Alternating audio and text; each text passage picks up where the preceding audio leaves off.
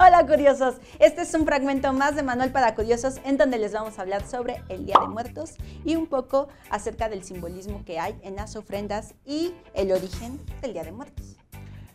Sin duda el Día de Muertos es de mis tradiciones favoritas que tenemos en México. Para mí es la más padre de todas y seamos católicos o no, hay que celebrarla igual. Sí, así es, porque tiene pues muchísimos orígenes. Así como habíamos hablado acerca del origen del Halloween, el Día de Muertos también es una conjugación de las tradiciones prehispánicas que se celebraban, los mexicas. Desde la época prehispánica ya se sabe de la existencia de algunos rituales relacionados alrededor de la muerte, que es la carga importante que tiene el Día de Muertos hoy en día y que lo hace muy peculiar a nivel mundial inclusive.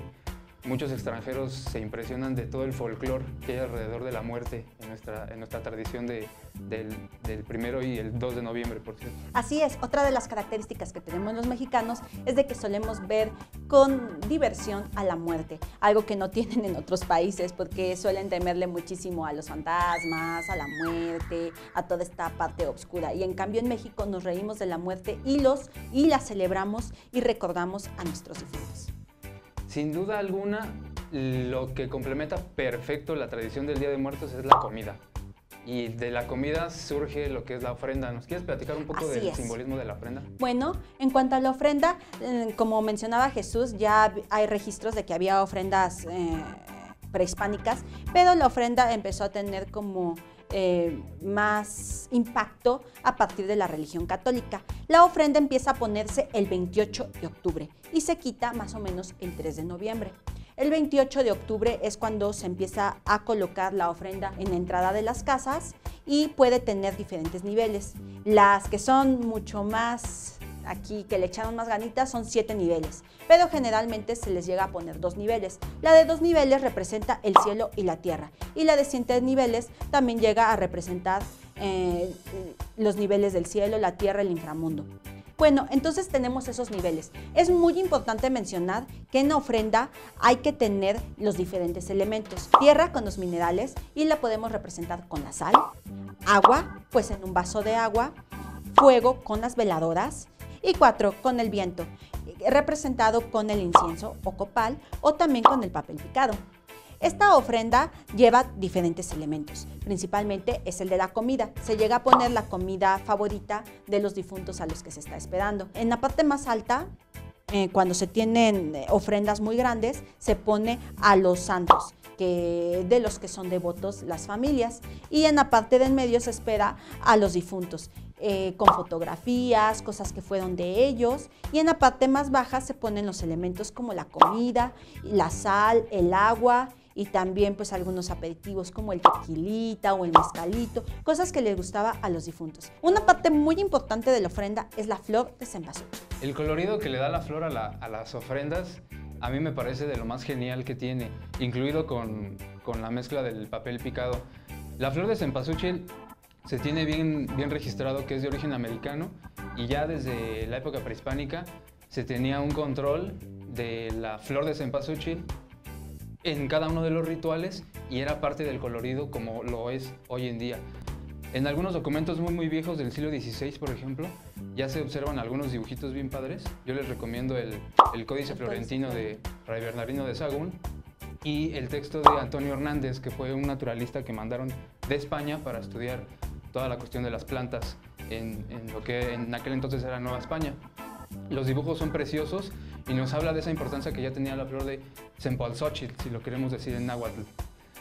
Sin duda alguna también el papel picado le da parte del colorido intenso que tienen las ofrendas con este trabajo artesanal tan padre en base a los diseños o cada uno de los distintos diseños que cada artesano le puede dar a cada uno de los papeles, más el colorido.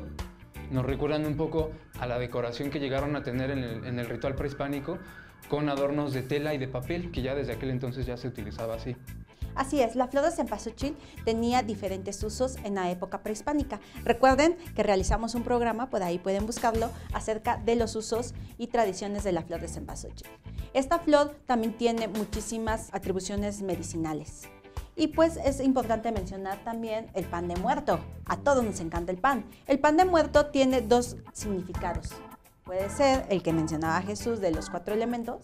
Se supone que la distribución de los huesitos, que dicen que son las cositas que van arriba del pan, parten el elemento en 4 y cada uno representa los 4 rumbos del universo, y el circulito del centro representa el axis mundi, o justamente la unión que hay entre el mundo sagrado y el mundo terrenal, que sería como el vínculo directo que hay entre los vivos y los muertos, cuyo ritual gira en torno a esta misma cuestión de la vida y la muerte.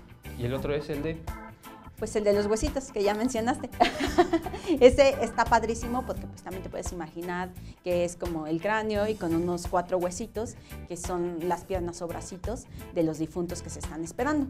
Bueno, curiosos, también les quiero recomendar que si ustedes no tienen la posibilidad de viajar a los estados, que es muy común visitar en Michoacán, Pátzcuaro, la representación del Día de Muertos, pueden visitar aquí en la Ciudad de México muchísimos lugares. La mayoría menciona Mixqui, pero créanme, pueden ir a otros pueblos originarios de la Ciudad de México como Milpalta, San Pablo, San Pedro Atocpan, donde se llevan a cabo estas representaciones. Hay esperadas de los difuntos y puedes ir a comer así tú muy tranquilo. La familia espera muchísima gente y pues esperan a sus muertos, hacen caminos con la flor de cempasúchil para que el muerto se guíe hasta la ofrenda, hasta la casa y no pierda el rumbo. También hay como faritos con los que el muerto puede guiarse.